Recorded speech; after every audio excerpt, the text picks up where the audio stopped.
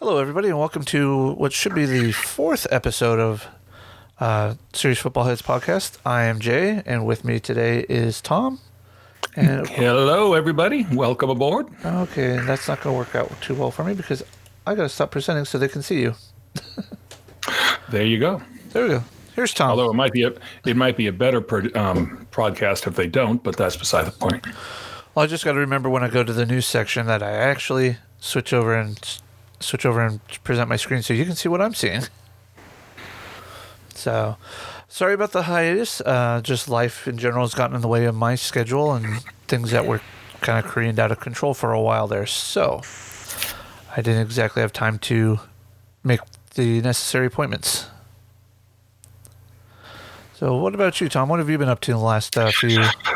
Well, these are the dog days of summer as the NBA ends and baseball is in the midst of its season, and there's nothing really going on in football because everyone goes on vacation, and yet there's still been a ton of stuff to talk about, and there's still been a ton of things happening.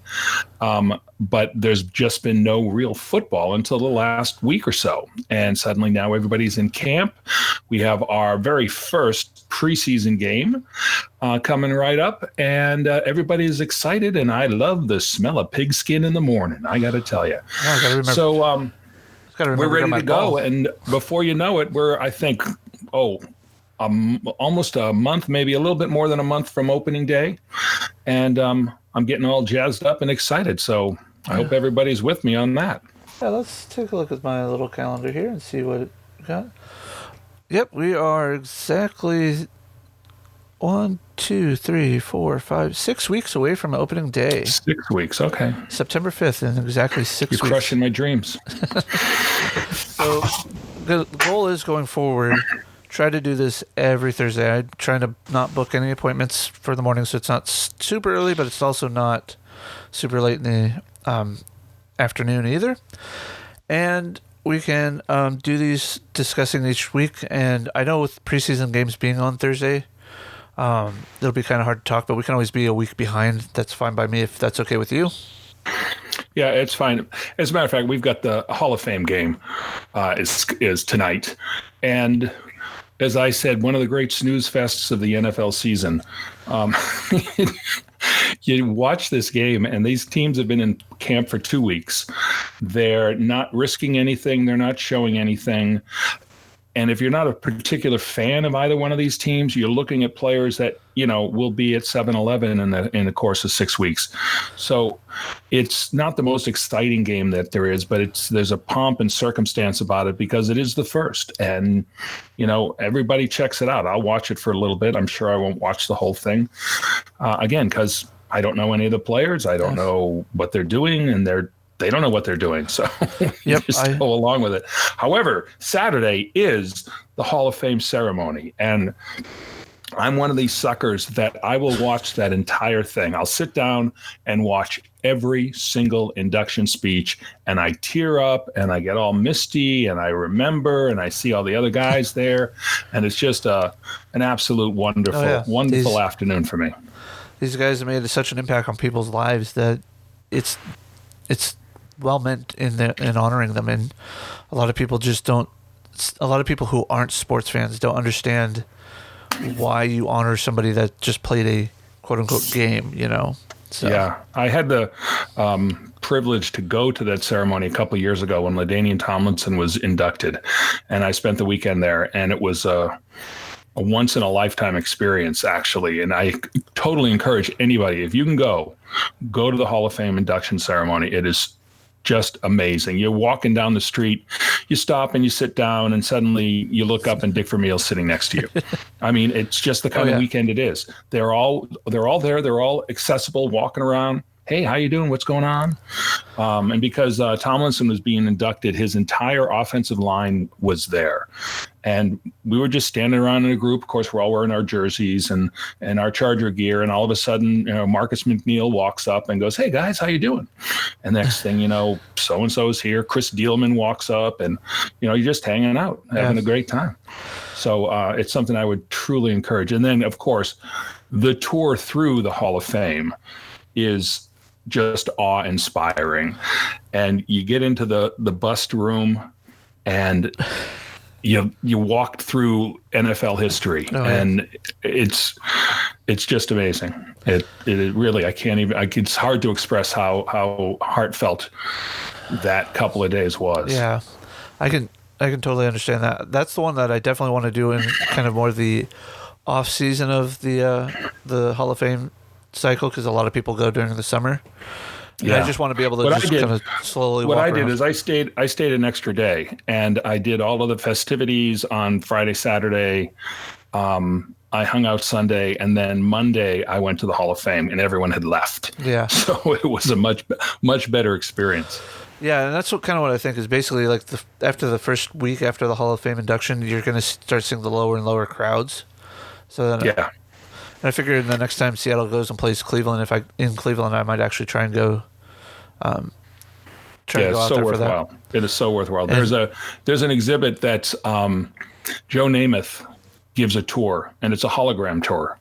So he's standing there in front of you, and he walks you through, this entire presentation, and you're just staring, going, it's like, going to Disneyland. Yeah. So. Yep.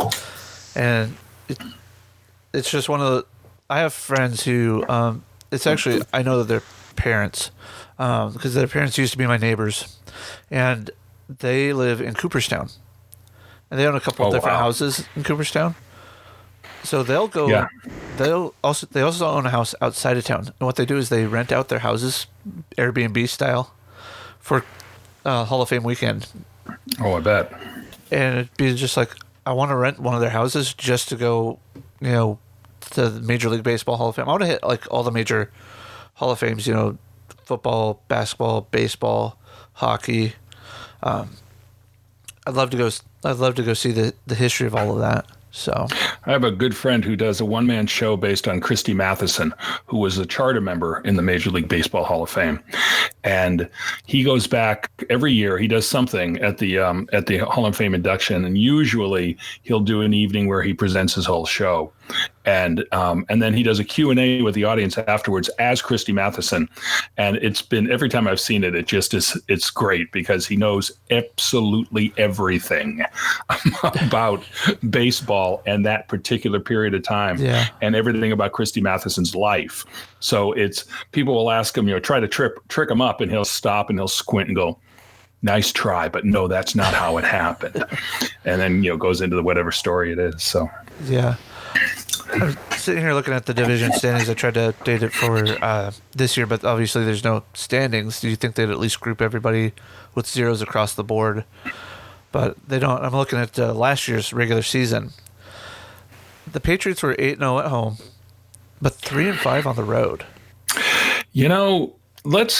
As I was saying, why don't we just kind of briefly touch on each division? Yeah. And give our overview. And let's start with the AFC East, because I think we need to hold a supplemental draft, and every team needs to give the Bills, the Dolphins, and the Jets one starter.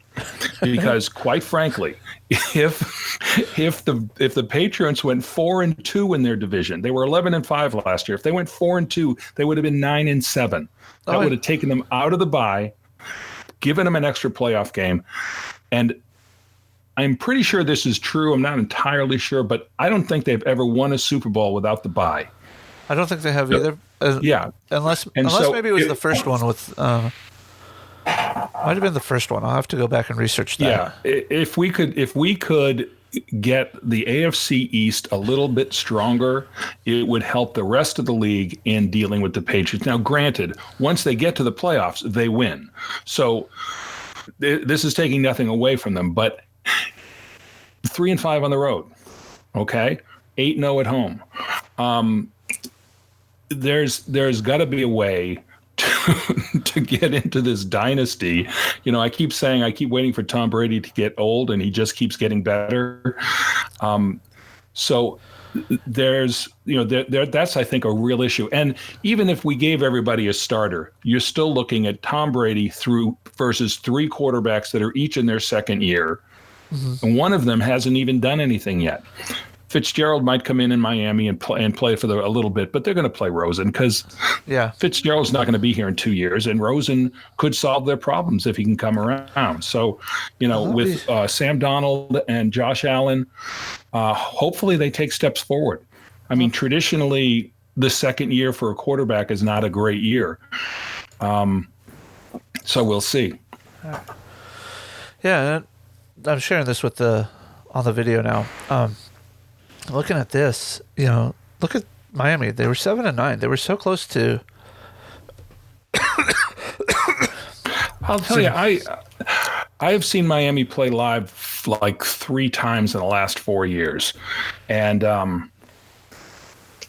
Tannehill, I think, is a tremendously underrated quarterback, but they did not like him in Miami at all. No, they didn't. I was there a couple of years ago when the Dolphins beat the Chargers in Miami 33-0. And I'm sitting there just melting into my seat, and people are screaming at Tannehill. I'm like, the guy's just thrown 3 touchdowns and over 300 yards. He's killing us. What are you talking about? But they just hated him. And so consequently, he's moved on. And now, you're looking at Fitzgerald and Josh Rosen, and Rosen's a big question mark in my mind. A lot of people that watched him at UCLA don't like him. I don't really know. I haven't seen him play enough. Chargers' first our preseason game is against, not against Dolphins. I'm going to go to Miami and see him play there. But I just haven't seen enough of him to be able to make a determination at this point. He's got the physical skills. I've heard him interviewed a couple times, and I'm kind of wincing and thinking, he might not have it mentally. Maybe that's the big difference.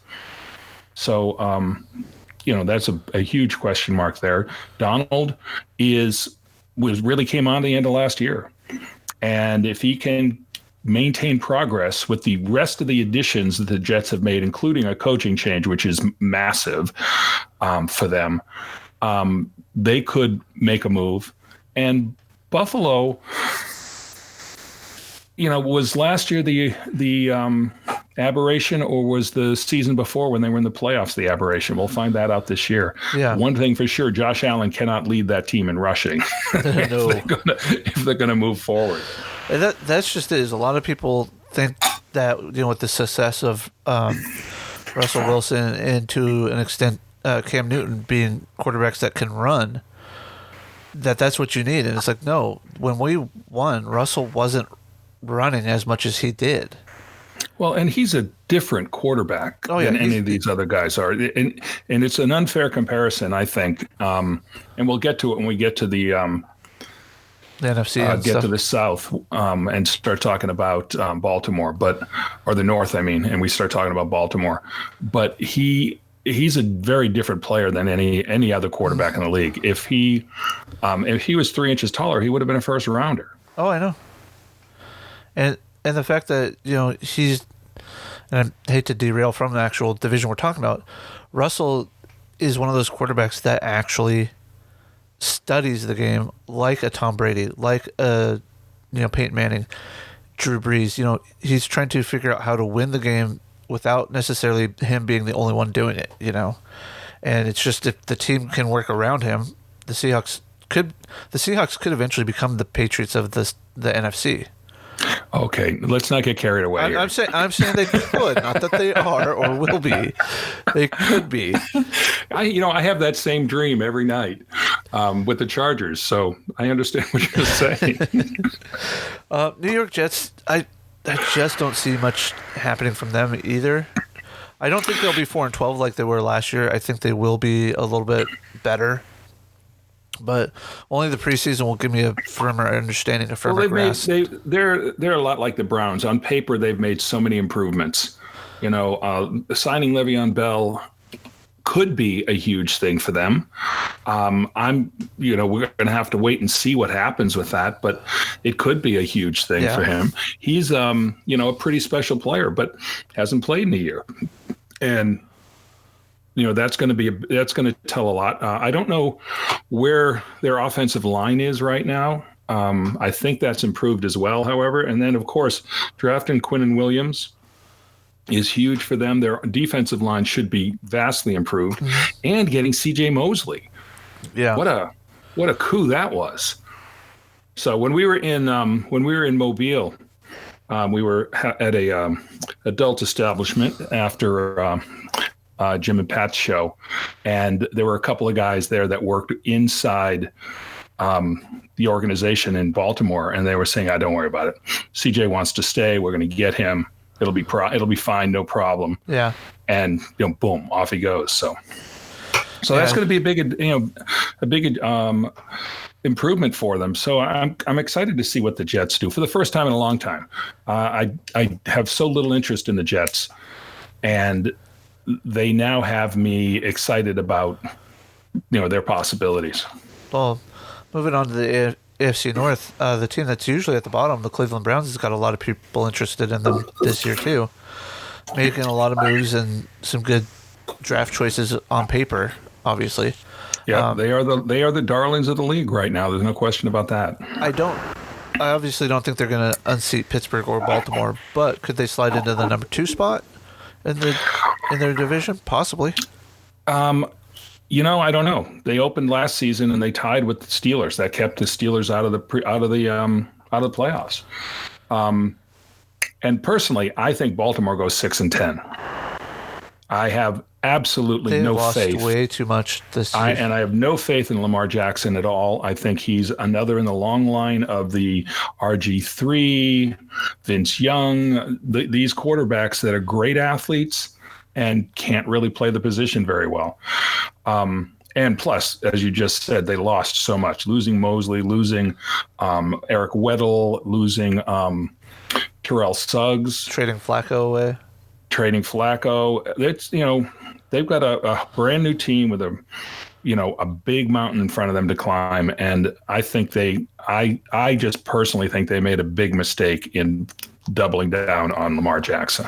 I think if Cleveland translates what's on paper into the field and they actually win some games, I think it's basically you're taking Baltimore and moving them to the bottom, and everybody else moves up one. Yeah, that's what I'm thinking. Yeah, I agree. And and the Steelers are the Steelers, and they'll they're always tough. They're always prepared. They're always right in the mix, and yeah, they're it's kind of I think we'll find out, but I really think it's an addition by subtraction situation in Pittsburgh, especially with Le'Veon leaving. Yeah, with finally getting that settled. And granted, he didn't play last year, and what Connor stepped in and did a great job. And now Antonio Brown is gone, so Juju Smith-Schuster is the main target. Yep. And we'll see who fills in that other spot, and if Juju can, in fact, be a number 1. He has all the right potential from what I've seen, but at the same time, it's really proving, can you do that when you are the one being double-teamed and triple-teamed, Yeah. So we'll see what happens as far as that goes. Cincinnati, I haven't really paid much attention to this offseason, to be honest. I was just going to say, Cincy Dave, if you're listening, yeah. I think they have a chance to finally, be a different team. They, for so many years under Marvin, they were the same team and knocking on the door all the time and getting into the playoffs, but losing, I don't know, what was it, 5-6 playoff games in the first round? Oh, yeah. Over the course of the last 10 years, 15 years. And it's got to be, just devastating as a fan to be, to watch the Bengals play and get into the playoffs and just keep losing for one reason or another. Yeah. Now, granted, sometimes they've been beaten, sometimes they've beaten themselves. Exactly. So. And the first one that kicked that all off was the one where, what was his name before Dalton, the quarterback? Carson Palmer. Yeah, Palmer. When he went out with that knee injury in that first playoff game and they lost that game. I think it was against the Steelers too. Against the Steelers, yeah. Yeah. And they were the better team. They came in if he had stayed healthy through that entire game, they win that. And I don't doubt that they could have went on and challenged. I think it was New England that year that went to the Super Bowl for the AFC. Yeah, and then a couple years ago, they were in the playoffs and they were winning this game, and then suddenly their defense went crazy and committed 2 blatant personal interference calls in the last 2 minutes that lost the game for them. They gave the game away right then and there. Yep. So we'll see. I'm interested for the new coach. Yeah. I'm interested to see how Andy Dalton functions in this system. I think there's a real strong possibility that this has invigorated everybody. Yeah. And they're coming to work now and it's different and they have to learn new stuff and they're more intrigued and interested, and it's not the same speeches over and over again. Right. And that has a tendency to pull people together. And I had this discussion on another show last week about, getting psyched up for a game. Yeah. And we were talking about baseball. And I had to stop the guy and go, okay, explain to me, how do you get psyched up in baseball? What does that mean? It's not like, playing football or basketball or hockey, which are physical contact sports. You get psyched up in football and suddenly there's a little rush of adrenaline and you're smashing through somebody. Exactly. You get psyched up in baseball. What, you hit the curveball better? I don't understand what that means. Do you pitch better? Do you hit your target zones better? Yeah. But in football, it's a definite advantage to have that mental edge. And, Cincinnati could very well be in that position. Yeah. Without seeing any preseason games or anything, I do think that honestly it is Baltimore's going to the bottom and everybody's just moving up one.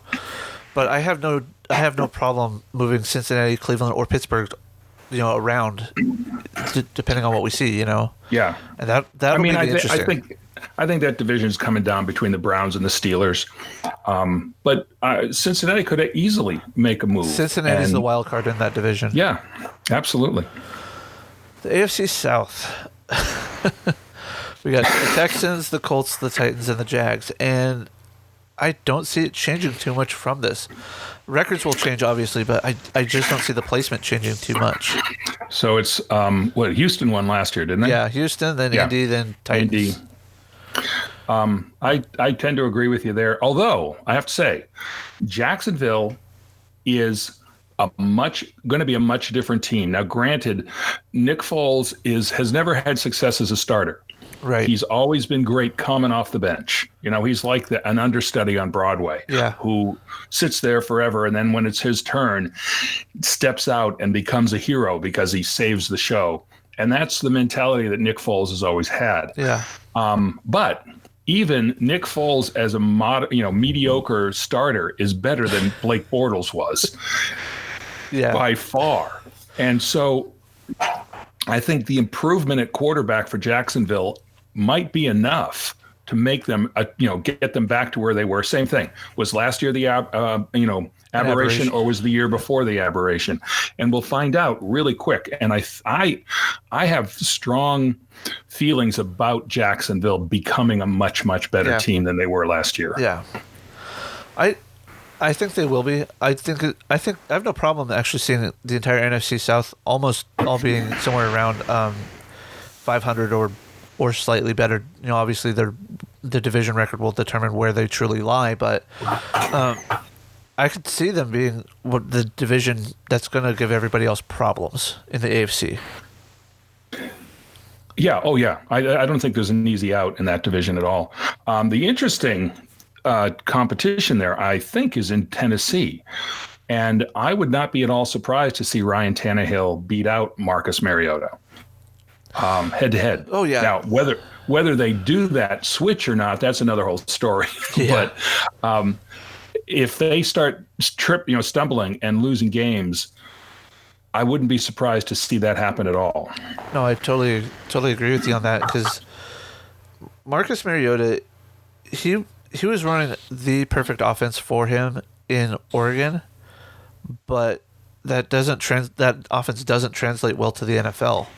Again, like those athletic quarterbacks that we've been discussing before. And he's not had a bad career. No, he hasn't. It's just the team around him.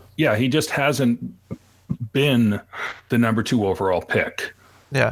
He hasn't been the franchise guy for them.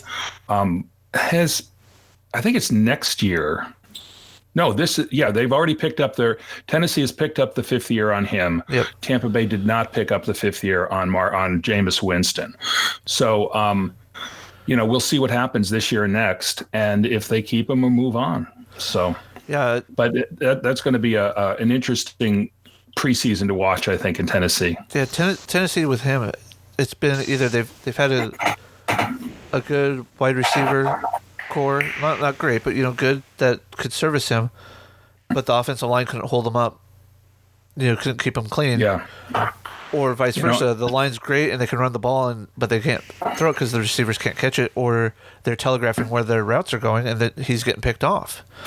Now, some of those picks are him, obviously telegraphing where he's going with it, but I've seen where guys completely run the wrong route, and you're like, is that the quarterback or is that the receiver miscommunicating?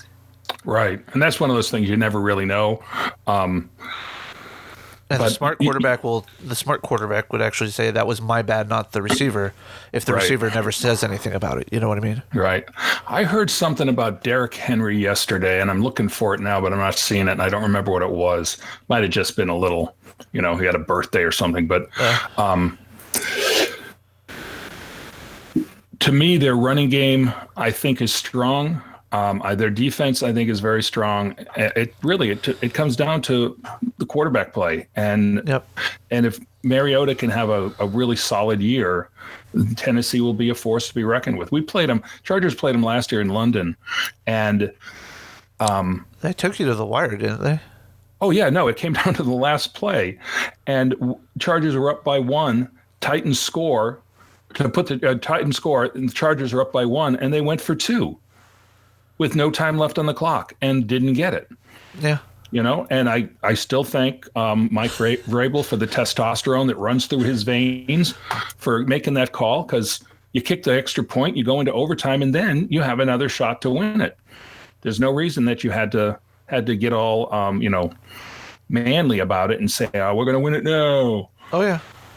So I do appreciate that, but those are also things. He was a rookie head coach then, so you learn that. Yeah, you learn why you don't do it, and you learn when to do it, and et cetera, et cetera. And if they had been successful, it might have been a turning point for them. So I can't criticize him too much for it. Yeah, I'm just glad he did it. So now on to your division. The AFC West. Well, the Raiders are going to suck again. Let's just get that out of the way. They made some gains. I don't think they've made enough in the right spots. It's just, to me, they are one of the most dysfunctional organizations in football. And I'm saying this as objectively as I can, but you sign Richie Incognito out of the mental hospital. You bring in Antonio Brown. You spend so much money on Trent Brown, and he's a one-year wonder at this point in time. So if he's successful, then it's a great call. If he's not, then, of course, it's just another Raider bad move. Exactly. I've been meaning to call in and ask Pat this question, because it seems to me what they're doing now with their cap is exactly what Al Davis had done 10 years ago. And it took Reggie McKenzie 5 years to get them out of that. Yeah. And they're spending so much money on so many different players that in a year, 2, they're going to be in cap hell again. I'm not sure if that's true, and that's why I want to call and talk to Pat about it, to see what his thoughts are. But as I watch the transactions that they've made and the things that they're doing, it seems crazy. Who'd they bring in? Not Terrell. The other crazy linebacker from Avantez Perfect. Okay, they brought him in as well, and you've got these volatile personalities along with John Gruden. Yeah, and it's just a crazy way that they're running this, and trade away everybody else. So great, you got a bunch of draft picks, and now if these draft picks don't pan out, then they're dead. They're dead. No, they're we won't hear from them for 10 years. Yeah, and that's the problem with being a fan of Oakland. Not that I am, but the people that I know that are, is that they spend so much time hyping up, we got all these great draft picks, or we got all these great We're free going agents. to the Super Bowl! And then after, week 4, they're just like, yeah, we'll get them next year. It's basically like the Cleveland Browns. I do have an update on the Raider Stadium, however. Oh, yeah? It's coming along quite well. I met a guy yesterday, as a matter of fact, who tells me that on Monday they do their last piece of steel. So the skeleton will be complete on Monday. Sweet. At which point then they start doing interiors, and then in September they start the retractable roof. Sweet. Looking great. It really is. It's should go take some really pictures. impressive looking. Yeah, really impressive looking stroke. I actually had them and I just deleted them the other day. I'll take them next time I go by. Really impressive looking structure. It's changing the scope of the Vegas skyline, which is impressive in itself. It's right across the freeway from the Mandalay Bay, for anyone that knows Vegas, which is the south end of the Strip. Yep. And literally right across the 15 from Mandalay Bay. So and it's just massive. And watching the structure of how they build these things, if everyone has seen a stadium being built, it's really an engineering marvel. It's so impressive. They build the upper deck in this upper circle in sections, and they're like it's like a piece of pie almost, except it's square at the front, got an angle on the bottom and a right angle at the top, and then they get a crane that lifts this thing 300 feet in the air and slides it into position and drops it down while guys go up and start riveting and attaching and do whatever they do up there. Yeah. It's this guy that I was talking to does the high steel. I just looked at him. I went, "You are crazy." He makes the big bucks, though. Yeah, he does. He said he was doing really well. So anyway, that's the update on the stadium. Funny thing is that when the stadium is built and the Chargers come to play their first game here, I've had season tickets for the Chargers for 37 years, but never lived in San Diego. And now I live in Vegas when they're in LA. It'll be the first time in over 40 years I haven't had to travel to go to a Charger game. So I'm going to be home at 5 o'clock going, what am I do now? I'm never home at this point in time. So anyway, so that's the Raiders. As you all know, Pat thinks that Denver is the team that could be the surprise team for everybody. Well, with Flacco in there, I can see why he would think that. So, and they've still got a strong defense. They've what's his name? Is it Ridley? No, the running back, the rookie running back. Anyway, if he has another year like he had last year, that's going to help them tremendously. Yeah. And Flacco, I don't know. Everyone is on the Flacco bandwagon, but he wasn't playing that great in Baltimore the last 2 years. No, but Baltimore didn't have the offensive line around him. Yeah, well, so that might make the difference. So we'll have to wait and see about that. But they certainly, Von Miller and Chubb and the defense they have is very strong, and he could be right. I don't know. I don't see them coming out over the Chargers or the Chiefs. Hey, anything could happen. Who knows? Oh yeah, that's why we play the games. Yep. And then, of course, the big battle between the Chiefs and the Chargers. Now, everyone has to realize that the Chiefs and Chargers were both 12-4 last year. The Chiefs won the tiebreaker, which is why they ended up in the number one spot. We beat them week 16, and then they needed to lose week 17 for us to get the number one spot, and they didn't. So they hung on to that. What a difference that would have made last year. And I think that if the Chargers have any hope of making a Super Bowl, they need home field advantage, and they need to bring the Patriots to the West Coast and get them out of Foxborough. Yeah. And that actually goes for anybody. If you want to win the AFC, you need to get the Patriots out of Foxborough for the AFC Championship game. Although that's what the Chiefs did last year and weren't able to do it. But that's your best shot, I think. it'll be interesting to see if Mahomes has the same type of year that he had last year. No one's ever had back-to-back 50 touchdown seasons. So I don't anticipate they'll have quite the same success. I think it was a huge thing for the Chiefs that Tyreek Hill was not suspended, because I think he's the most valuable player on that team. Without him, all of the crazy things that Mahomes did, most of them went in his direction. And with that speed and the elusiveness that he has, I think he's the most dangerous player in the league at this point in time. Yeah, what was the name of their running back last year for Kansas City? Kareem Hunt. Yeah. And now he's in Cleveland. He'll be out for the first 8 games. Yeah. And then the kid that stepped in, I want to say champion, but that's not right. But it's something along those lines. They've got. I heard it yesterday on the radio. They've got 5 guys in there right now that they're trying to determine between who are the 3 they're going to keep. Yeah. They have, let's see here. They got Caldwell, who's a rookie this year. Or was a rookie last year, maybe. They got Carlos Hyde, who's a good veteran to help coach along. Let's see here.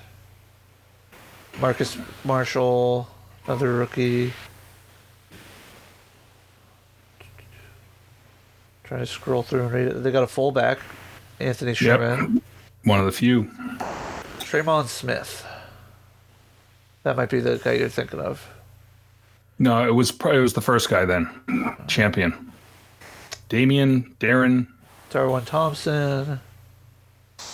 Yeah, they've got quite a collection here. Yeah, so they're trying to fill that spot, and that's going to, if they succeed in doing that, and they get somebody that steps up who becomes, one of those running back wonders that are so common nowadays, it seems.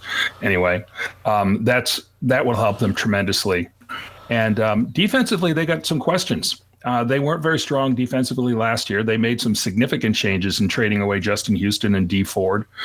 So they have to replace those guys. I think they went from a 4-3 to a 3-4 or vice versa. They've totally changed up their defense. And Eric Berry's gone, although they haven't really played with him for the last year and a half anyway, so that's not that big a change. So it's going to be, I think they should be a little bit better on defense. So we'll have to, again, and as with every team, we have to wait and see what really happens. Now with the Chargers, of course, the big story is Melvin Gordon. And these guys, I don't know. I think when you want to value, you don't want to undervalue yourself, certainly. But at the same time, you have to be realistic. And my understanding is the Chargers have offered Gordon between $10 and $11 million a year. I don't know for how long, and we don't know what the guaranteed money is. Yeah. But an average of $10 to $11 million a year for Melvin Gordon, I think, is exactly where that number should be. Le'Veon Bell got a $13 million deal last year, or for this season, but they only had the one suitor. Nobody was bidding against them. Yeah. So he went from a deal he could have had in Pittsburgh that was better to the deal that he took with the Jets. And that was devalued at that point in time. He has more guaranteed money in his contract than he would have had with Pittsburgh. And so that's a good thing, but he'll never get back that $14 million he left on the table. Exactly. I kept volunteering, saying, you know what, I'll take it. $14 million, I'll come and play. Just guarantee it and I'll be there. I'll last a half a practice, but okay. And so with Melvin Gordon, we've played a lot of games without Melvin Gordon. I have to say, he only played 12 games last year. He's only played one season where he's played in all 16. And the 4 games he didn't play in last year, we won. The backup is a guy named Justin Jackson, who, if you go back and watch the game against the Steelers and against the Chiefs, he was awesome. Absolutely awesome. He kind of steps right in there. He's not the player that Melvin Gordon is. But the Chargers have so many guys coming up in the next year or 2 to dump all that money into a running back position they just can't do it. Yeah. We're going to be in this situation with Joey Bosa next year. He's going to be in. We picked up his 5th-year option, and he's going to do exactly the same thing. He's going to come in and say, "I want to renegotiate now," and he's going to. And if he has a 20-sack season this year, which is entirely possible, because for him this is a contract year, and he comes in and he plays all 16 games, and he's somebody else that hasn't done that either. Okay, he was ranked, I think, on this top 100 list, which I don't put a whole lot of credence to, but it's a good talking point. He was ranked at like 57, 56, and he only played 8 games last year. If he comes in and plays a full season and he goes into the high double-digit sacks, he's going to end up as the highest paid defensive player in the league, and he wants to be it next year. So I fully anticipate that he is going to hold out, and I'm not 100% confident that he'll be back, because that's not the way the Chargers work. I don't think we've ever had the highest paid player on our roster or anywhere even close. So that's going to be interesting. Then they've got another half a dozen guys that are all going to be coming up, and they're going to need that money. And so I don't see them budging. And the fact that they're willing to go $10, $11 million for Melvin Gordon, I think is not only tremendously fair, but it also works for the team. And they'll still be able to keep a team together over the next 2 years, because we've had really great drafts. We have a lot of real depth on this team. We've got again, this top 100 thing, we had 6 guys in the top 50 or top 60. So there's a lot of talent that's floating out there. Plus, Rivers needs a contract. So, you're looking at this, and running back just is not that high on the value list anymore. No, and that's the thing, is most teams are now using running backs as basically plug and play players, which started in the mid 2000s, and it's just progressively gotten worse. For that really elite running back that could do it all. Like a LaDainian Tomlinson, like a God, can't even think of names now anymore. Yeah, well, you look at the league now, and the 3 top players are paid players are Ezekiel Elliott, Le'Veon Bell, and David Johnson out of Arizona, Todd Gurley, and Le'Veon Bell's not in there. It's Zeke, Todd Gurley, and David Johnson. And you look at 2 of those 3 didn't play last year, or they did play. I mean, Gurley played, but he's hurt, and he might possibly have a serious arthritic knee. Johnson was out for almost the entire season. And teams are shying away. They're getting scared of those big contracts, because when you put it at that position and the guy gets hurt, then, you're stuck cap-wise. So, Gordon's in a different position than Le'Veon Bell was last year, because Bell was on his franchise tag, which he never signed, so he was not under contract, so he didn't lose any money other than the fact that he lost the $14 million because he didn't play. But Gordon's under contract, so he has a 5th-year deal right now, and he'll make $5.6 million this year if he comes in.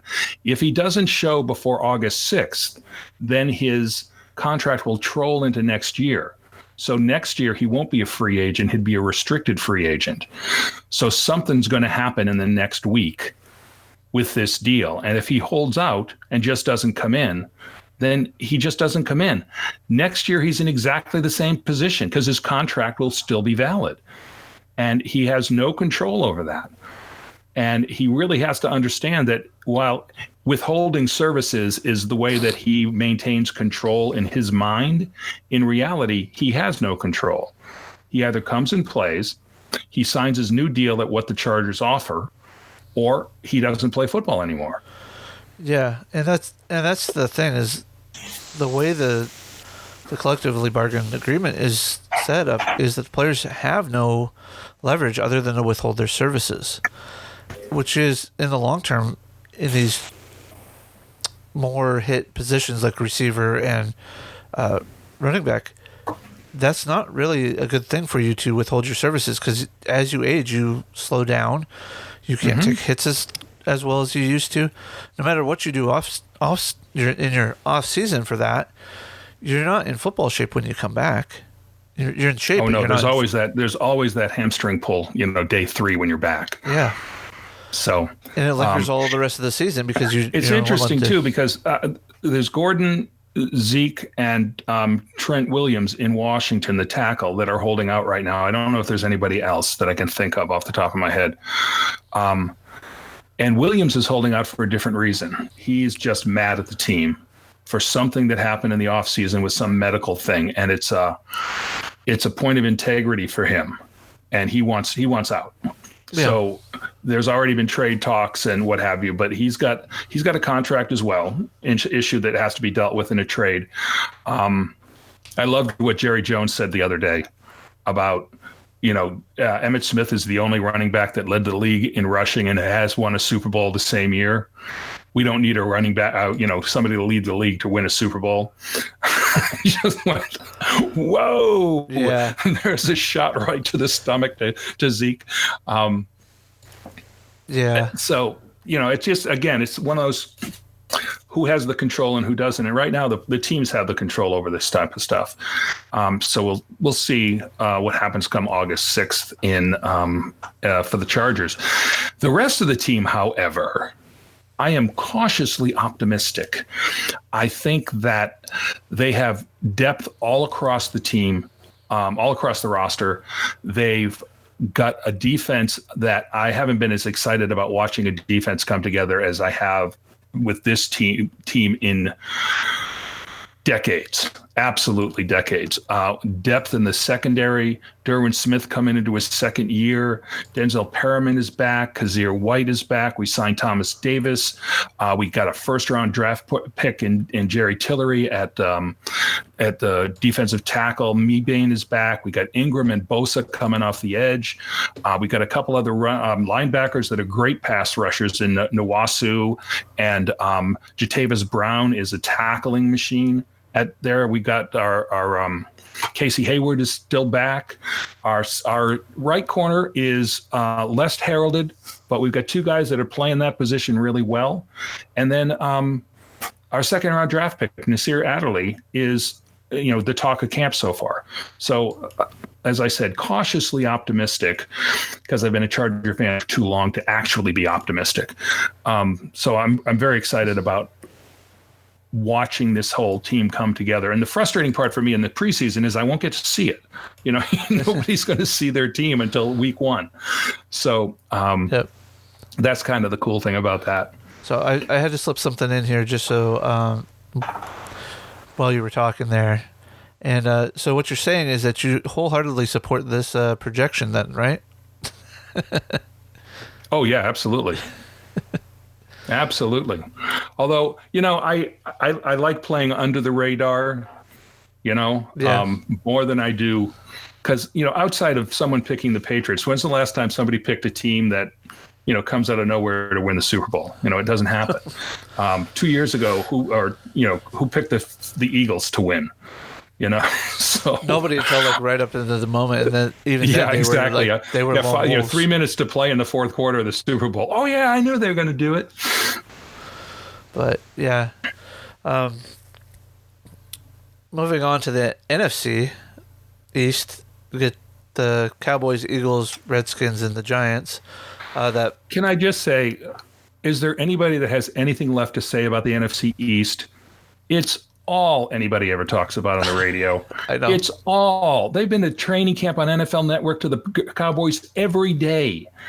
It's insane. Oh, I know. How much coverage the NFC East gets. Well, you have to remember that the league offices being in New York. And most of the population is on the East Coast, and I understand. It just... I'm still trying to figure out how Dallas is East Coast, but that's a whole other story for another day. When they restructured the league back in the early 90s, that was the biggest point of contention.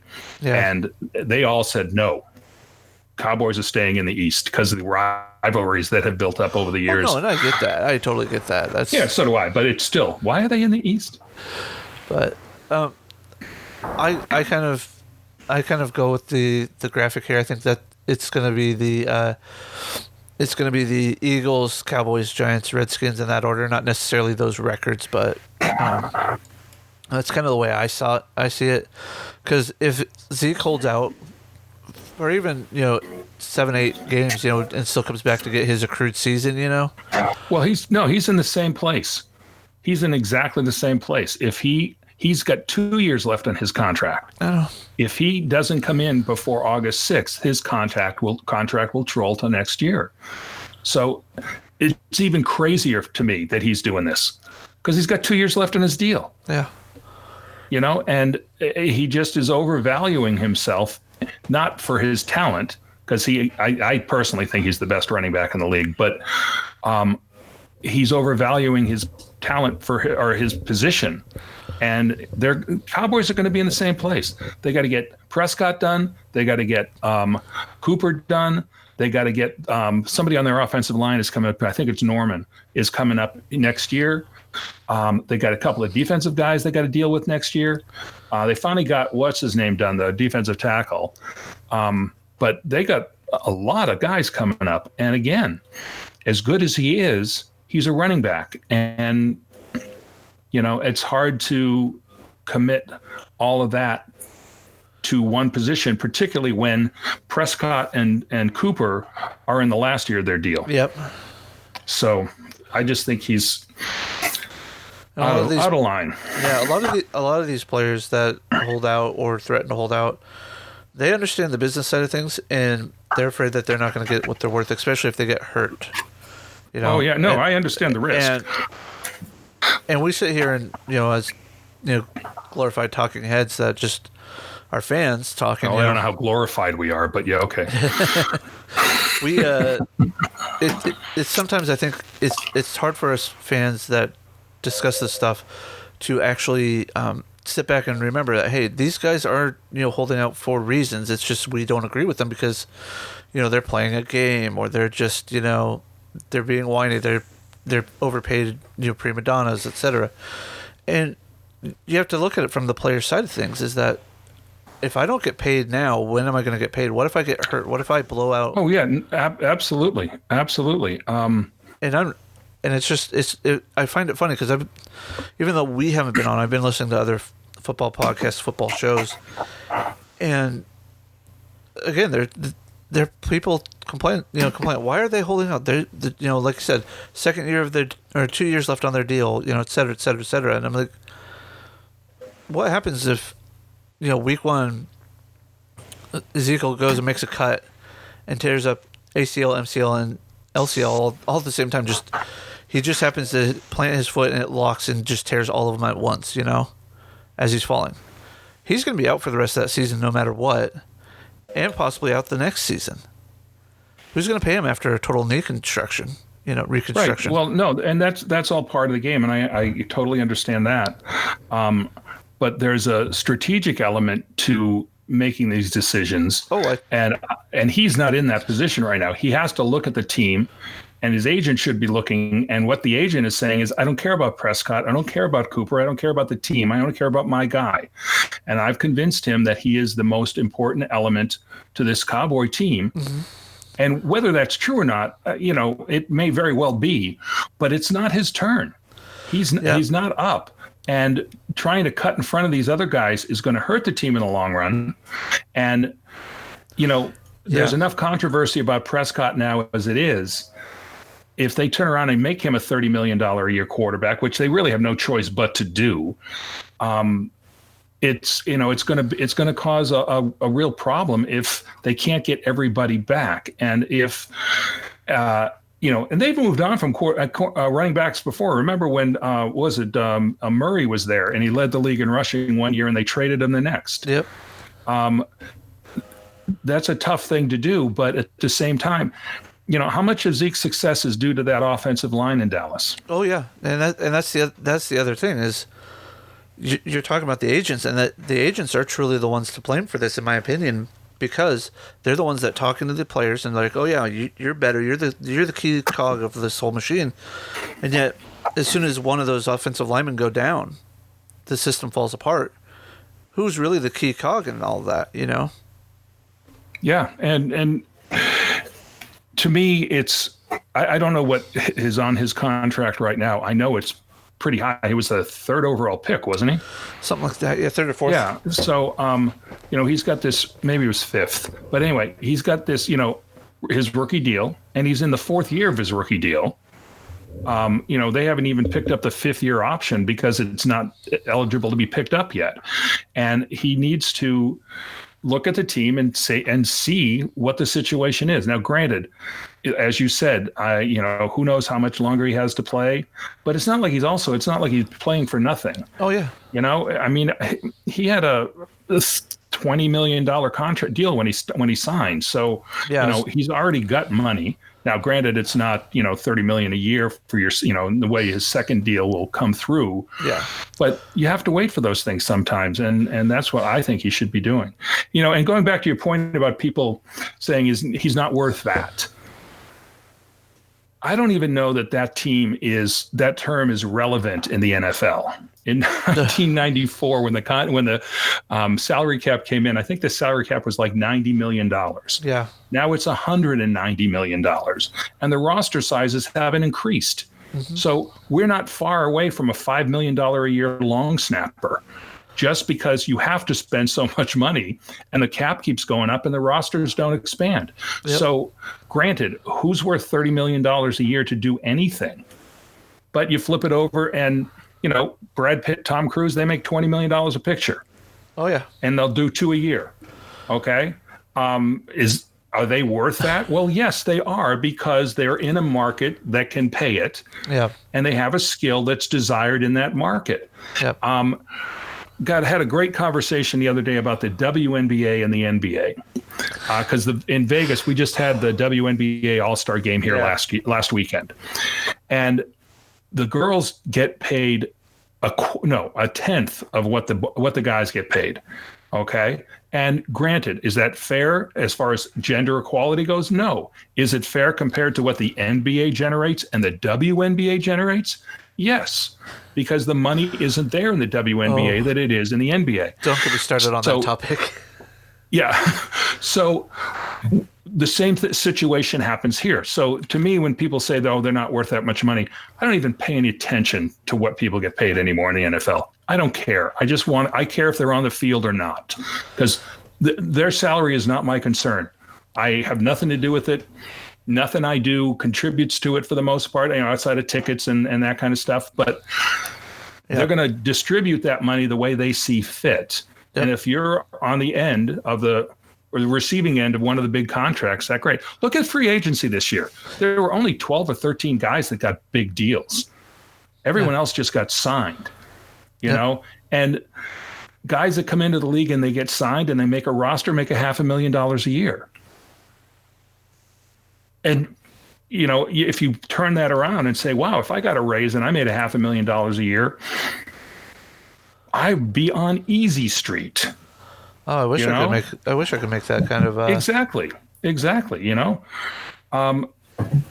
So it's a really a relative thing when people say, oh, he's not worth that. Oh yeah. Well, he's not worth that in relationship to the cap number. He's not worth that in relationship to, how much money they have to spend. I don't even know what that means anymore. Anyway, I digress. So since we spent the last almost 15 minutes talking about just Dallas, thoughts on the other three teams? Look, I got sucked right into it too. You did. I think that the interesting things that are happening in the NFC East is Carson Wentz's health, the quarterback situation in Washington and New York. Mm-hmm. I'm not one that thinks they're sitting Eli down anytime soon. No. I think they're in a perfect position to do what they did in Green Bay and do what they did in Kansas City and let this kid sit on the bench and watch a seasoned veteran with 2 Super Bowl wins play the game. Yep. And unless he, gets hurt or is just lost it, which quarterbacks at that age, they're fine until they're not. Yep. And then suddenly they can't play anymore. Just like, you watch Peyton Manning in his last year and he just couldn't play anymore. He was half the guy he used to be. And if that happens, then they'll sit him down and put Daniel Jones in. In Washington, I'm kind of a Case Keenum fan. I really admire the way this guy has persevered through the course of his career. Yeah. He's came out of nowhere. I think he was undrafted, as a matter of fact. Caught on with the Rams, struggled in that starting spot, and then they had Jared Goff, and that was the end of that. But he had such a great run in Minnesota, played really, really well. Came to Denver. He wasn't awful, I didn't think, last year at all. Considering the disarray the team was in and the coaching staff that they had, which was horrific. I thought he held his own for the most part, and he was under a lot of pressure. And from what I understand, he was forcing a lot of things because he just wasn't getting the coaching and he wasn't getting the teamwork that he needed to be successful. Washington, we'll see. There's all this pressure now because they drafted Haskins, and everyone's going to want to get him on the field as soon as possible. But I think they open with Keenum and see how it goes, and we'll go from there. I think Washington has some real other issues, though, across the roster, and particularly on the offensive line, and with Trent Williams holding out, they've got a lot of holes to fill. And defensively, Brian Kerrigan.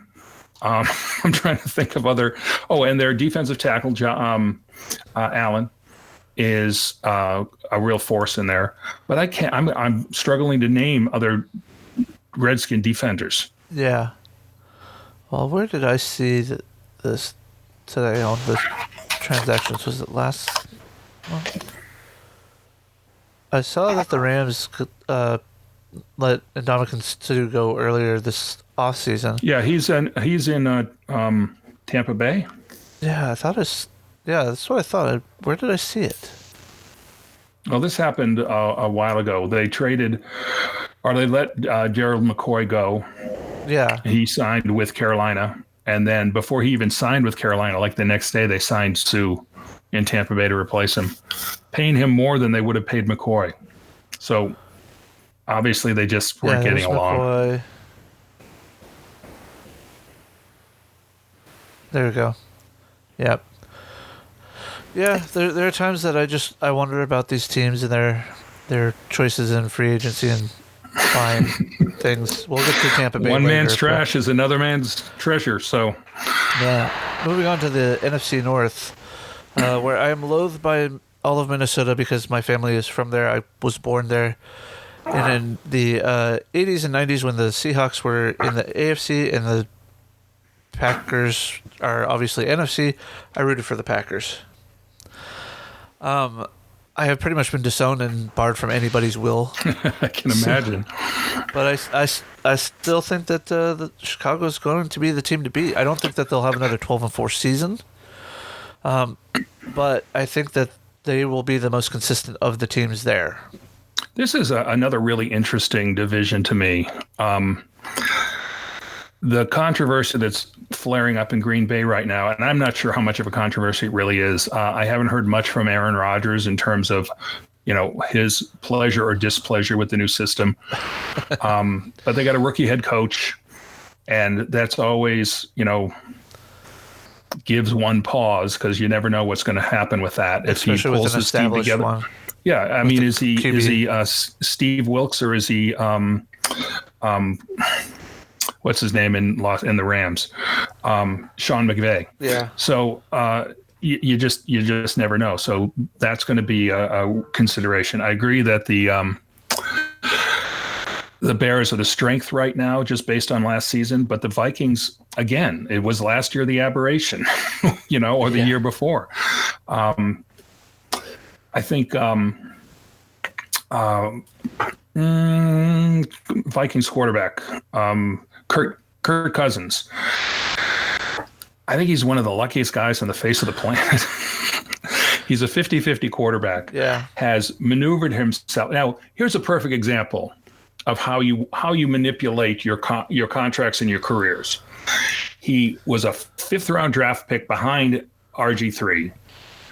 Plays for 2 years, finally steps into the starting role, gets RG3 cut, and takes over a Washington team. And he, as a fifth rounder, he only has a 3-year deal. So now he comes in at the end of 3 years, and he's deciding whether he wants to stay in Washington or not. Yep. And he's not sure. So they franchise him. And he says, okay, let's do that. And so he plays for a year for, $18 million or whatever it was. And the next year comes around and he goes, yeah, I'm still not sure. They try it again for $21 million. Okay. And then he goes, nah, this isn't working for me. But now has built himself up and created a mythology around him that he is the best, quarterback on the free agent market. And basically, anytime you're a good quarterback and you hit the free agency, you're going to be the best one and you're going to get the best deal. And he gets that, what is it, $84 million guaranteed for 3 years? Something like that, yeah. And he said himself, I'm a 50-50 quarterback and I need to play better. If we're going to be successful, I have to play better. And he did not play as well as Case Keenum did the year before. Nope. So when he comes in this year, two things. Pat always talks about this. Not only does he have to play better, but they're also in a position of having to decide whether they're going to extend him or not. So they created a lot of problems for themselves in Minnesota, none of which will exist if he plays well. Yep. If he comes in and they go, 11-5, 12-4, and they're in the playoff hunt and they go deep into the playoffs, boom, done deal. They're all set. If they don't, then they've got quite a dilemma on their hands. But that's for the future. Yeah. Right now, I expect the Vikings to be a much better team than they were last year. They've got great wide receivers. They've got, a decent defense. I just see them. That's going to be a really competitive division in my mind. And you can't. I'm not willing to overlook the Lions either. Everyone's down on the quarterback because he's never won anything, which is, he's kind of the modern day Jay Cutler, I think. Yeah, is what Stafford is, and he has all the tools. He has great numbers. He does everything but win.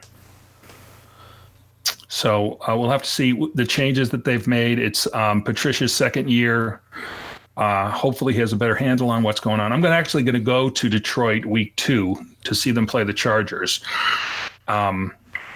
And I've never been to that stadium, so that's part of why I'm going. Also, my parents live there, and coincidentally, I booked this trip for September 15th. I'm looking at my calendar and going, what's this dot on the 16th? And I open it up. It's my mother's 90th birthday.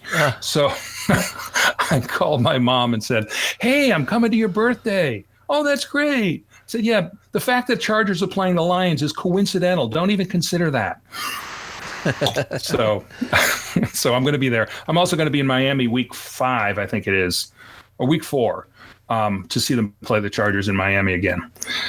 So that's my travel plans for September. Anyway, I think that the Lions are, again, like I said, I wouldn't want to overlook them. But I think this is a really intriguing division because, is Trubisky going to have the same kind of year he had last year? That's the big question. That's a big question because guys that have that success that young come back and there's a little difference about it, there are very few quarterbacks that will actually do that well young and keep a level head. Yeah. And year 2 is always the tough one, although I understand this is year 3 for him, but it's, the kind of success that he had last year, if they can carry it over, then they're definitely the team to beat in that division. And I'm kind of skipping over the South for just a second. I think the same goes for Jared Goff as well. The season that they had last year, can they translate that into another good season? Because, again, while I don't agree with the 49ers winning the NFC West, it is a wide open division there. And we'll talk about it in just a minute, but Jared Goff is going to be the key to how Los Angeles does, in my opinion. Yeah. The second-year guy that I think is not going to have that problem is Baker Mayfield. I was a big Baker Mayfield fan as he came out of college. Absolutely promoted him as the number 1 overall pick because I just thought out of that class he was the guy that had it. the one thing that you need to be successful, the Tom Brady element. And he's exhibited that last year. I watched them in their or heard the training camp thing the other day on the radio, and I've also seen it on NFL Network. They visited Cleveland, and the guy is in control. He has come back this year stronger and more confident, and I think that's going to be a guy that does not have that second year slump. So where are we going next? We are going to the NFC South. Saints, Arizona, Carolina, Tampa Bay. Saints, Atlanta. Yeah, I think Carolina. Yeah, Carolina. Until they get Cam under control with his attitude, they're not going to go far at all. And it's really Cam has to want to do that. And until he does, I can see Tampa Bay leaping past them this year, and that's saying a lot. I feel bad for Carolina and Cam Newton fans, because when he lost the Super Bowl, it took something out of his soul. That's the way I've always felt about it. Yeah. He has never been the same guy since.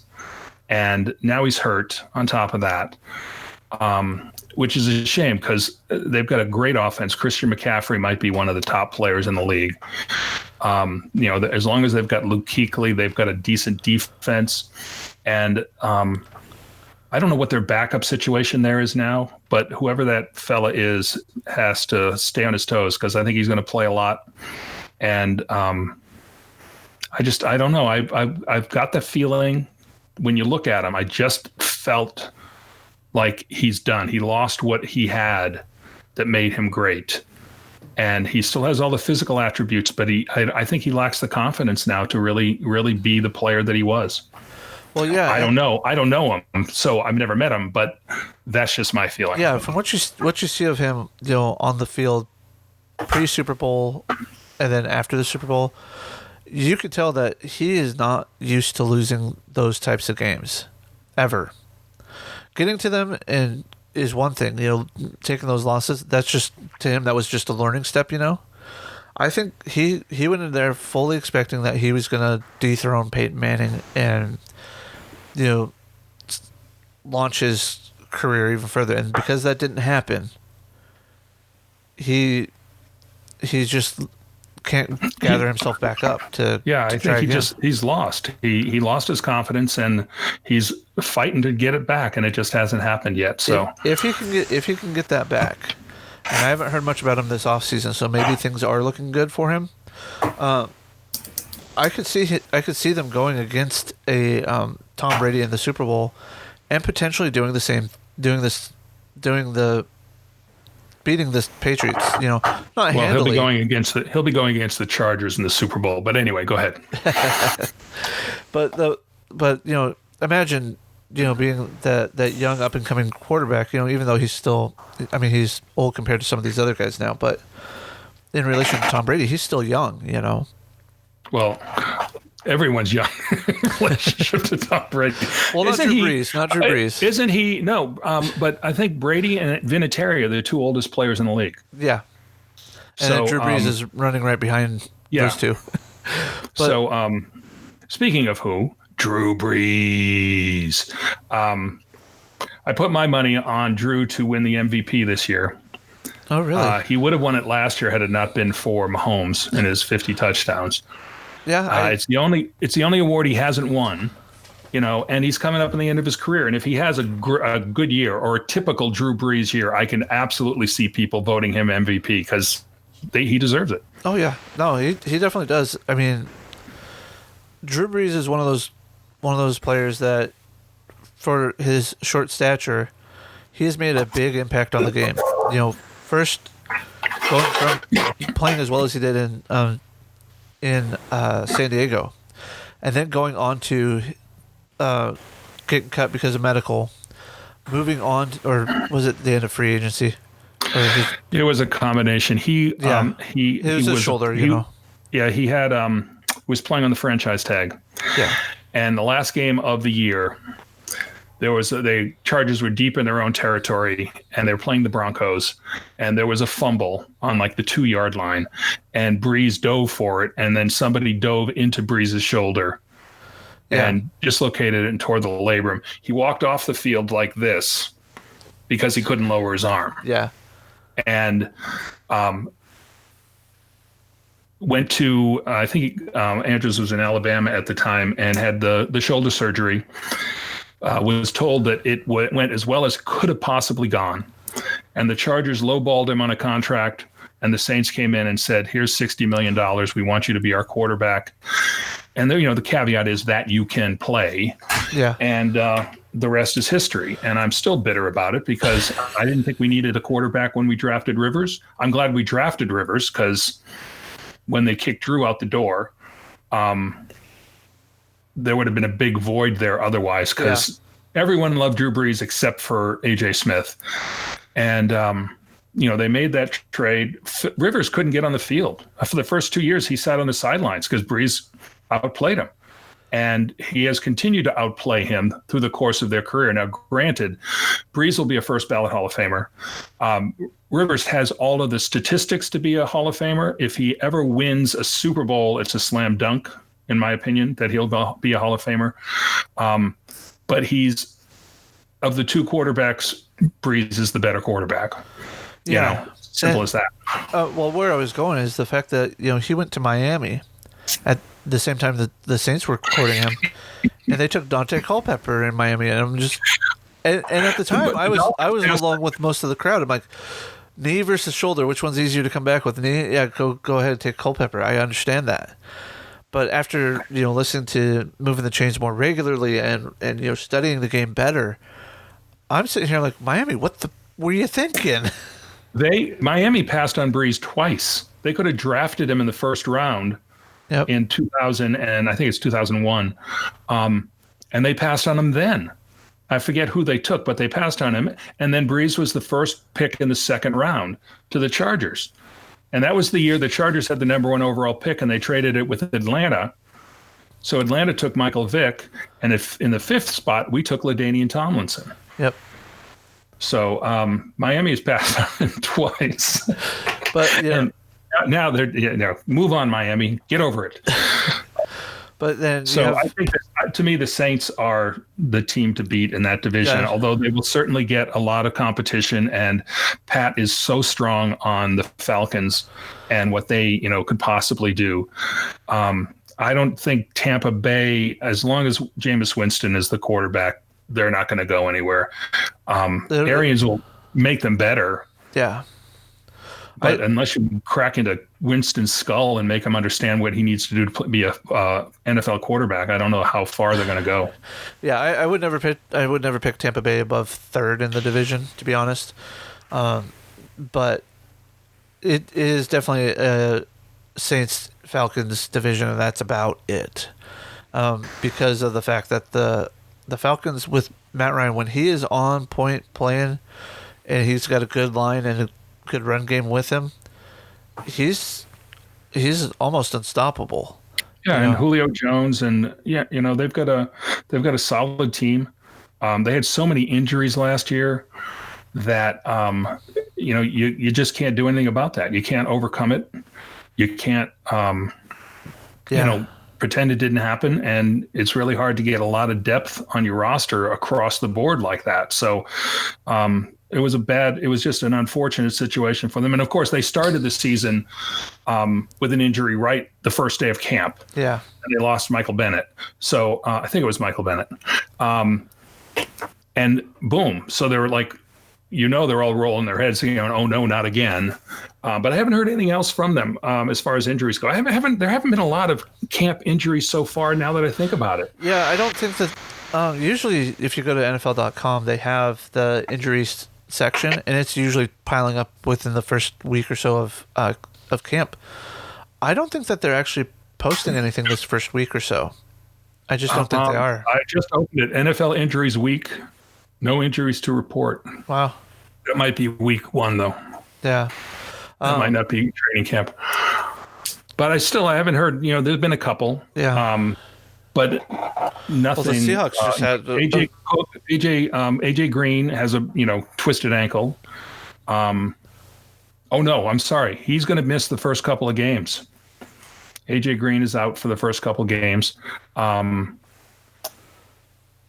But for the most part, it just seems to me, and maybe that's because there haven't been any in Charger camp yet.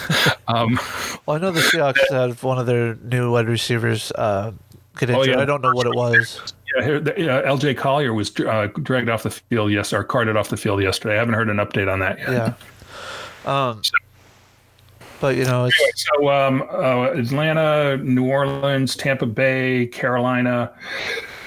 I am intrigued about Bruce Arians in Tampa Bay, but like I said, until he can get through to Winston and make him understand what an NFL quarterback is. Yeah, that's in my mind, Winston is close to that bust category. He has just not played well at all in the league, and Mariota was the better choice of the two so far, and Mariota's mediocre at best. Yeah.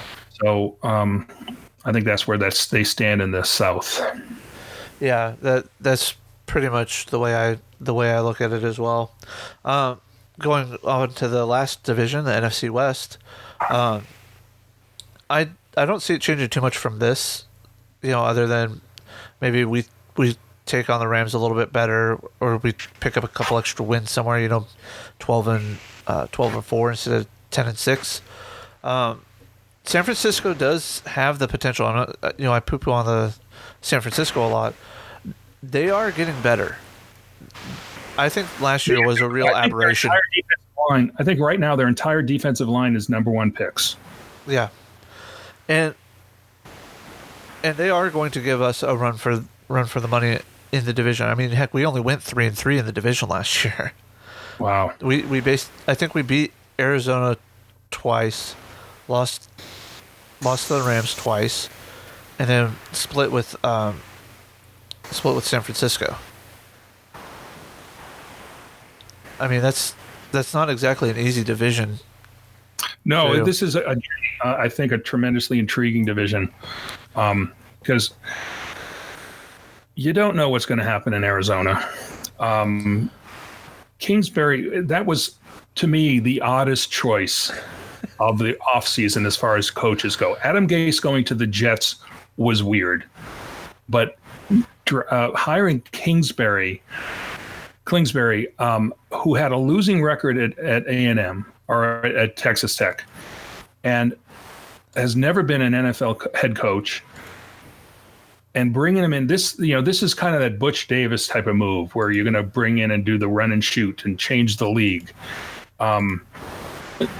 Time will tell. I don't know what else to say about this, because I would not have picked Kyler Murray number one overall.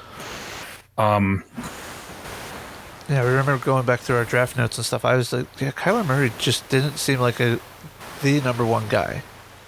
Yeah, and they love him, and it's what's going to make their system work. And unprecedented back-to-back first-round picks of quarterbacks. If it doesn't, if this doesn't work, Steve Kine is in some big trouble, because he's certainly doubling down on this philosophy, and it's really the only way to go. If you're going to do it, you got to double down on it and do it, and do everything that you need to make it work. And they've certainly done that. So time will tell how it works out, but I don't think this season they're going to be anything special at all. Yeah.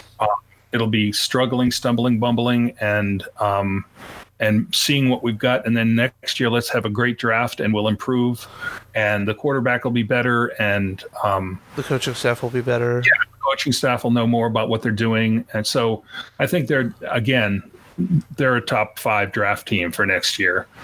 And then the other 3 teams are, the Rams being the Rams. I didn't see them getting worse in the offseason.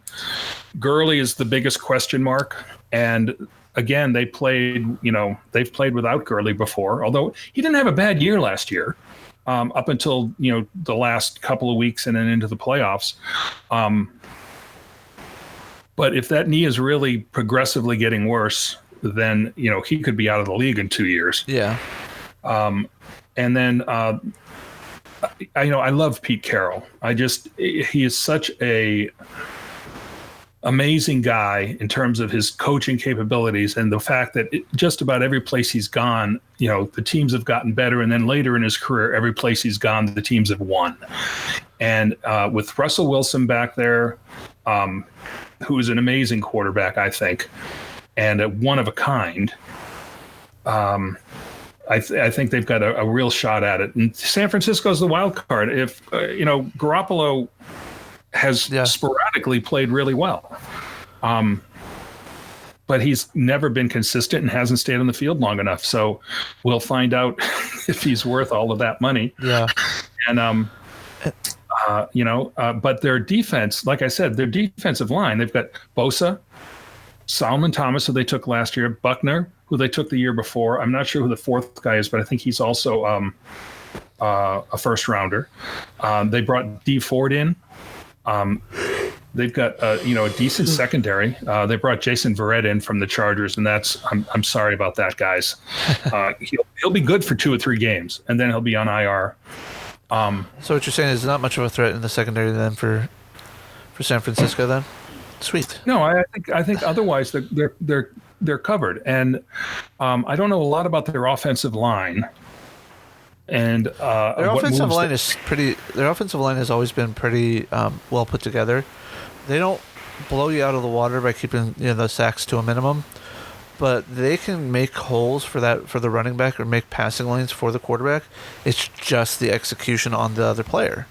And oh wow! And that's the problem. Give me just a second. I'll pull them up. See if I can go to their site here. And while you're doing that, I will say that the Bosas, there's a lot of injury history in the Bosa family. They haven't posted one yet. Those punks. Okay. I was hoping for a nice little depth chart. Sometimes they do. Breida, he's one. Oh, yeah. Tevin Coleman, he'll probably be... Oh, Tevin Coleman, yeah. He's probably the starter. Yeah. But in the Bosa family, there's a lot of injury history, and I would have gone with Quinnen Williams or one of these other guys over Bosa in the draft, but that's just a personal thing. I just don't trust the concepts of the Bosas. But we played a lot of games without Joey in LA, and the first thing that happens to Nick in camp is a hamstring, and they had a contract dispute. I think they settled that. He did sign, I believe. Yeah, he did. So he's in camp, and we'll see how it works out. But their defensive line is, I've thought particularly the last 2 years, has underperformed. Buckner is becoming one of the stronger defensive tackles in the league. Solomon Thomas totally underperformed last year. Hopefully someone's kicked him in the butt and he'll perform better this year. We'll see what Bosa does, because he also hasn't played football in a year. And they are definitely the wild card in the NFC West. I don't know that they're the challenge. They're kind of a lot like Denver in the AFC West, in that they've got everything in place, but is it going to fall into place enough to win? So I think that's what we'll find out. Yeah, I think for the most part this season, the two conferences are going to mirror each other pretty well, with the exception of the NFC North is kind of that real wild card. Like you don't know how it's going to go. Division in the NFC, but in the well, actually, no. It parallels actually pretty equally to the. Yeah, it is. It's pretty, because I think we can both agree that it's either going to be Dallas or Philly, but it's probably more than likely going to be Dallas. Much like the Patriots in the East in the AFC. The North is, a crapshoot at best. You think who's going to do it, but until we start seeing preseason games, and especially week 3, that's when we're going to know who pretty much are the starters on the teams. That's when we're going to kind of get a real feel of how the team's going to run. that'll help solidify where I pick teams and place them. You know, the Souths are both, well, the South. And then the West is, it's, again, two dominant teams. Well, I won't say dominant teams, but, two teams that can waylay on the others, but also you have a third team that's improved, but is that improvement going to show? And let me go back to not sharing my screen now. We can kind of try and close this out since we've been going for an hour and a half now. Yeah, I was going to say, I can't see anything you're posting. Yeah. So I told it to stop sharing my screen. I have been faking it the entire cat podcast. I thought I was sharing this screen here, not the earlier, but whatever. It's all good. Right. Don't worry about it now. So I think in the AFC, obviously, the contenders in my mind anyway are the Patriots, because you have no choice but to say that. The Chiefs and the Chargers. Steelers probably, but I'm just saying that out of habit. Yeah.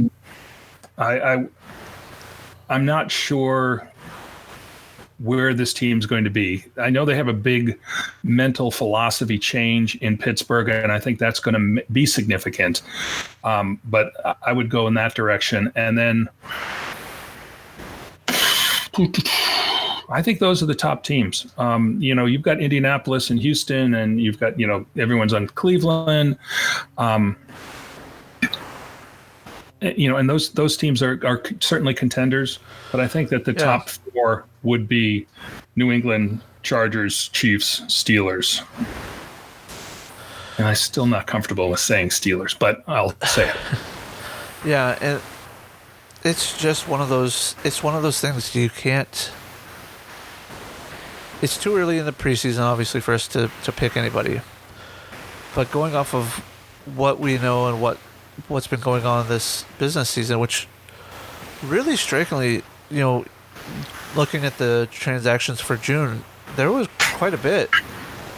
Well, there's been a lot of change. But nothing that jumps out, nothing that really...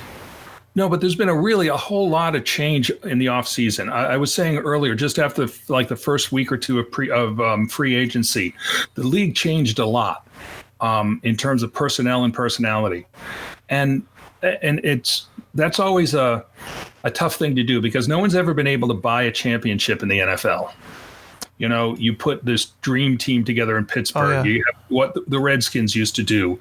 What Oakland has continually tried to do is buy these superstars and bring them in and win games. It's what Dallas did for so many years. And it's never worked, because you can't. It's the ultimate team sport, and you have to gel together and play together in order to win. And if you can't get the mentality of your players in, you pay somebody millions of dollars to come in and change your team around, they feel the pressure to be the guy as opposed to be a teammate. Yeah. So, it's something that's never worked. And I don't see it ever working. So teams like the Raiders that have a tremendous turnover, okay, and a bunch of really weird personalities all trying to meld into one place, it just screams disaster to me. Now, the same thing can be said about Cleveland, because they've got a lot of new personnel coming in. But I think I heard yesterday on when they were at camp that 35 of the 53 or 42 of the 53 players have changed in the last 2 years. Yeah. So, but for them, it seems to be working, because they're bringing in guys that gel and bringing in guys that can work together. We'll see with OBJ, but I think Cleveland's trying to take on what Seattle did early on in John Schneider and Pete Carroll's careers. They didn't care who you were. If you didn't follow the line, or if you didn't show progress in the way that they wanted you to show progress, you were gone. You were cut. Yep. Or traded away. He put a lot of players through those camps in the first 2 years he was there. And when he finally, and he's finally got the people that he wants, and it's really, it's gelled early on. It's starting to kind of break apart now that the Legion of Boom is gone. But at the same time, it's like we forget as fans that this is truly a team game, and you have your little subgroups of the team, but if all those parts don't gel together, you don't have a team. So who do you think are the top contenders in the NFC? The top contenders in the NFC, I think Cowboys, Rams, Seahawks, Saints are the top 4 teams, I think. But if you want me to go by division, it would be Cowboys, Bears, Saints, and then flip a coin, Rams or Seahawks. I would probably bet money right now if the Rams are healthy, it will be the Rams. But the fanboy in me just doesn't want to let the Seahawks not be there. I don't blame you. I never bet against the Chargers because if I win the bet and lose the game, I feel crappy. Yeah. If I lose the bet and win the game, I feel crappy. So I just don't bet against them ever. Yep. So I win and lose. That's the way I look at it. That's the way I look at it too. I mean, all right. So anything else we need to cover? I think we've been pretty extensive here. We have. I think, being gone for 2 months, 3 months almost, that this was a nice get us back in the flow of things. Do you want to start doing it every week, or do you want to go 2 weeks? Every week is fine with me. All right. Probably about the same time then. Yeah, that sounds good. And everybody, first preseason game tonight. The rest of them start next Thursday.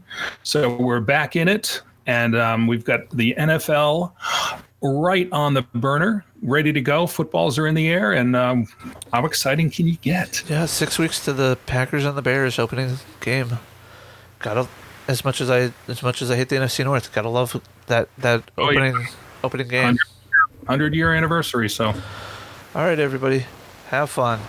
Have a great week. Take care.